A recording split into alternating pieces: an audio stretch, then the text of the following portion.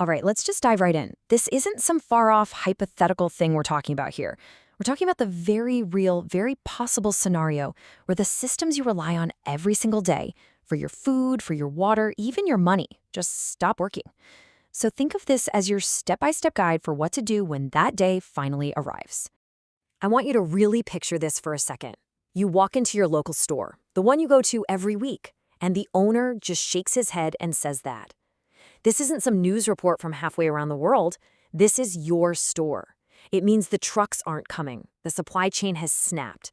And just like that, the most basic things you take for granted are gone. This isn't a movie, folks. This is the first quiet signal that everything is about to change. So, let me ask you, straight up, what's your family's plan? And I don't mean some vague idea of, oh, we'll figure it out. I mean a real, concrete, step-by-step plan for when the power grid fails and the supermarket shelves are completely bare.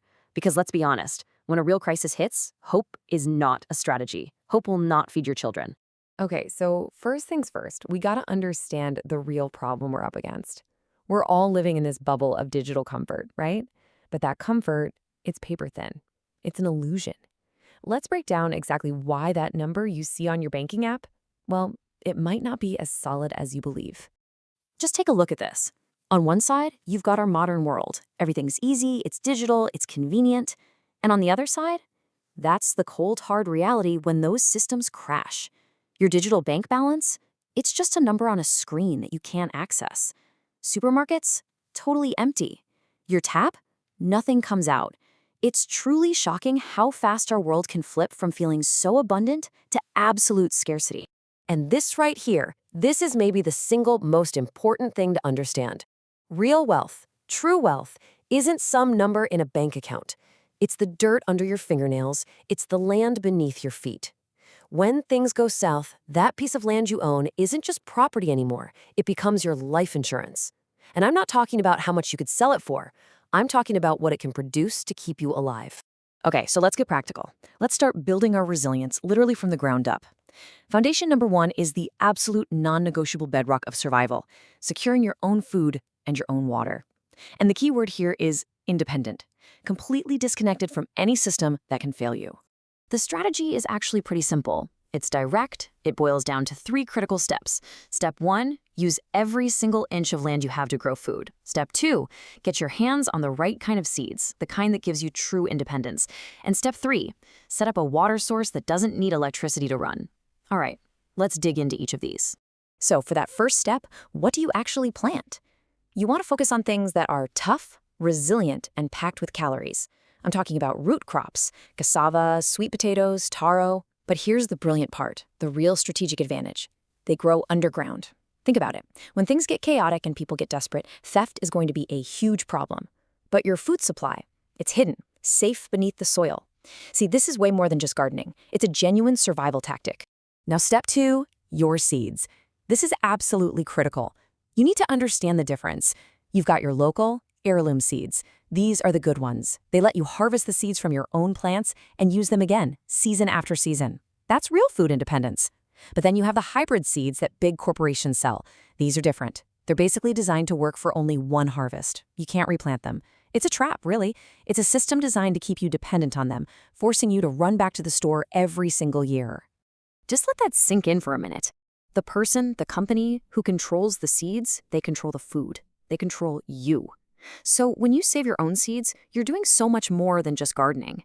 You're making a declaration of independence. You're breaking free from a system that's designed to be fragile. You are taking back the power. And that brings us to water. You know that electric pump for your well?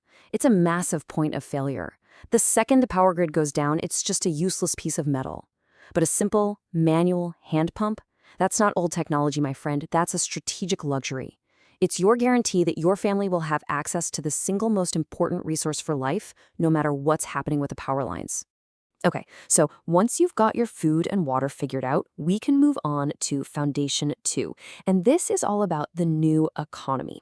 When digital money becomes worthless, and it can overnight, what do people actually use as currency? What becomes truly valuable? The answer, well, it's probably not what you think. And again, look at these 2 realities right next to each other. Digital money?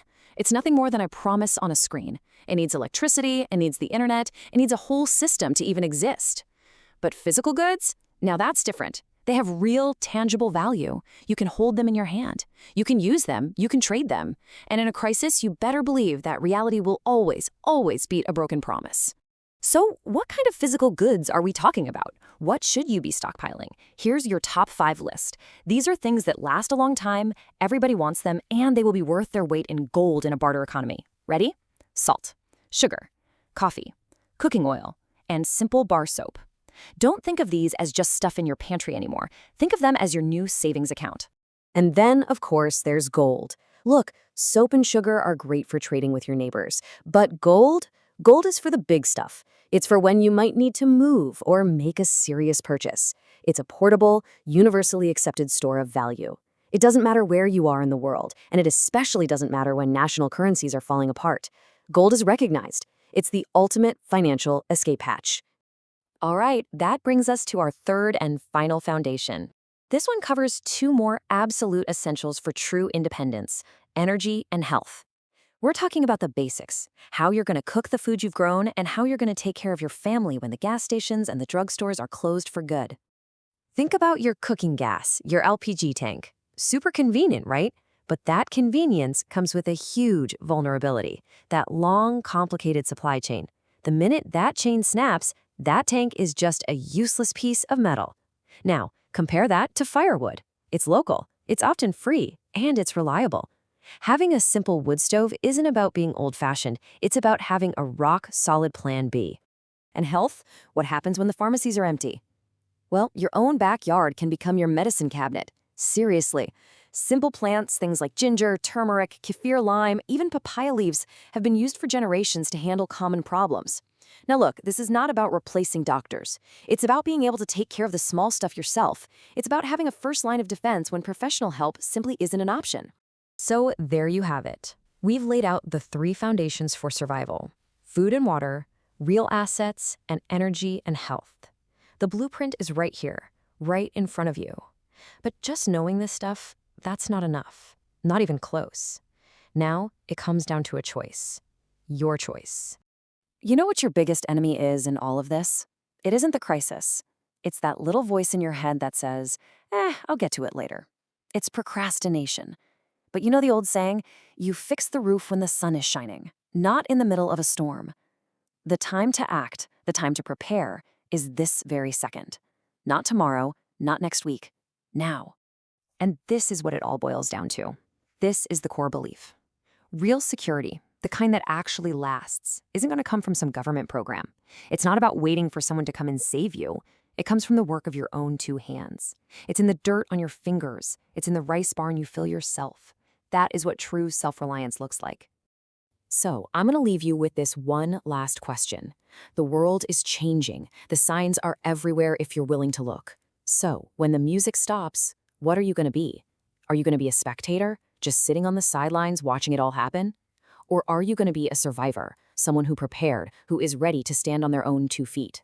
The choice, as always, is yours.